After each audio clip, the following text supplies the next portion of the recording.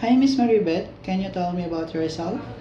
I'm Maribeth Cambao de la Cruz, 34 years old. I live in 1184 Tangilay Street, San Vicente, Santo Tomas, Pampanga. Marital Single. status. Do you have any kids? No. How many siblings do you have? 3. And you are? I'm in the middle. Tell me about your educational background. I'm a high school graduate, Santo Tomas, Pampanga. Do you have any work experience abroad? Yes. Did you finish your contract? Yes. For how many years? 7 years. And what country? Israel. What is your duties and responsibilities as I'll caretaker? Caregiver. I'll take care old woman. I'll change her diaper to help in the shower, give her medicine, to help also in the supermarket. How would you describe yourself?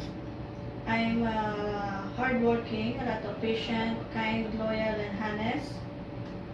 Do you have any tattoos in your body? No. Did you undergo to any kind of surgery? No. Why do you want to work abroad?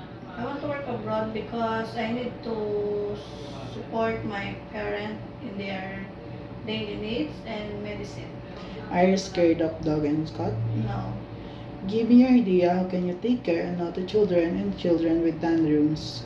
I will show to them that I care and give play and reading books to come. What is your message to your future employer?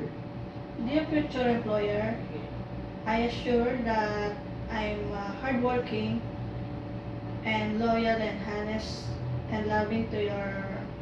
If you have a children, Ano po?